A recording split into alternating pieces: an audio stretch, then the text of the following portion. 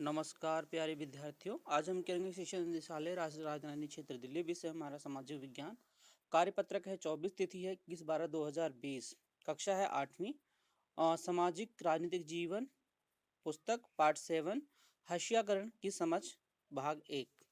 हाशियाकरण: जब कोई व्यक्ति, समूह या समुदाय के लोग समाज के अन्य लोगों से अपने आप को कमतर समझते हैं और समाज से बेदखली का एहसास महसूस करते हैं, तब ऐसी अवस्था हाशियाकरण की अवस्था हो सकती है। ऐसा व्यक्ति या समूह सामाजिक चीजों के केंद्र में नहीं रहता या अपने आप को समाज के साथ रहने लायक नहीं समझता। यह एहसास करता है कि उनका व्यवहार अन्य लोगों के साथ सही नहीं है और लोग उनको अपने आसपास पसंद नहीं करते हैं। समाज का यह तबका जो समाज में ही सामाजिक, आर्थिक, राजनीतिक और भागीदारी से वंचित रहने वाला वर्ग बनकर रह जाता है। बच्चों, इसके अंदर कुछ और देखते हैं। जैसे समाज में उनके हाशियाकरण की वजह से हो सकती है, जैसे अलग रीति रिवाज, अलग भाषा, गरीबी, सामाजिक हैसियत में कम, ये हाशियाकरण के कारण हो सकते हैं। आगे देखते हैं बच्चों। कई बार इस समूह के लोग दुश्मनी और डर के भाव से भी देखते हैं। अलग थलग किए जाने के कारण इस समुदाय के लोग सरकारी सुविधाओं, संसाधनों और कई अच्छे मौकों का फायदा नहीं उठा पाते तथा अपने अधिकारों के लिए आवाज उठाने में चूक भी जाते हैं। ये लोग, जिनके पास जमीन है, धन दौलत है, जो ज्यादा पढ़े लिखे हैं, उनके मुकाबले अपने आप को शक्तिहीन महसूस करते हैं।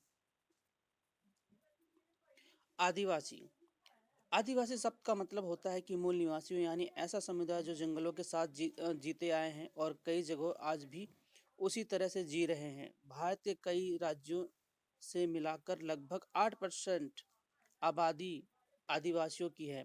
आदिवासियों अपने पुरखों के गांव और प्रकृति की उपासना करते हैं।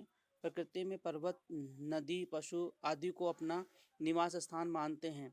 हमने किताबों और फिल्मों में आदिवासियों के रूप में देखा है होगा। वह रंग बिरंगे कपड़े पहन, सिर पर मुकुट लगाए दिखाई देते हैं। आदिवासियों के लिए यह धारणा बनी हुई है कि वह आगे नहीं बढ़ना चाहते, बदलाव या नए विचारों से दूर रहना चाहते हैं। उनका जीवन पुराने किस्म का और पिछड़ा हुआ है। आदिवासियों को आज हाशिए और शक्तिहीन समुदाय के रूप में देखा जाता है।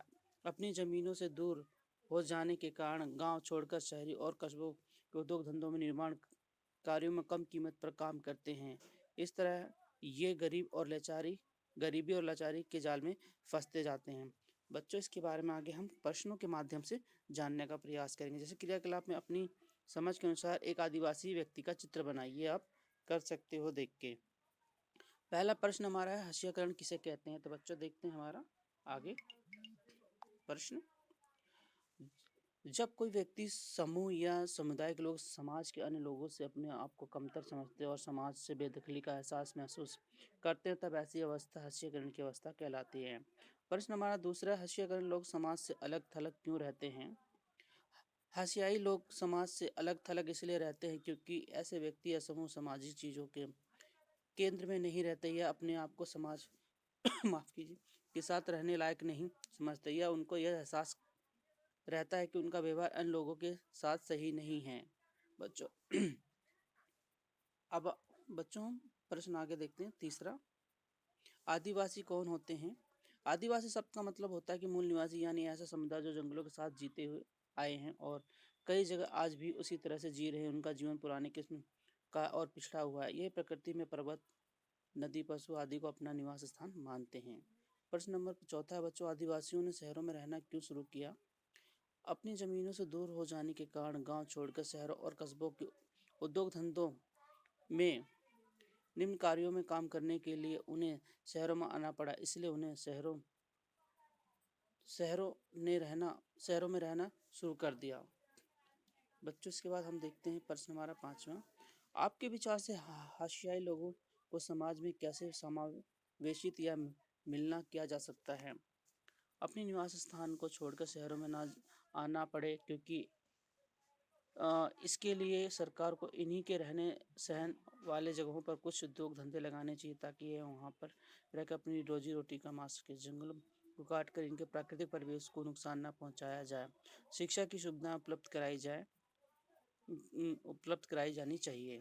तो बच्चों, ये था हमारा आज का वर्कशीट। जो कि सामाजिक राजनीतिक जीवन से पार्ट 7 से हास्यकरण की समझ के ऊपर था। तो बच्चों, ये आज की हमारी वर्कशीट।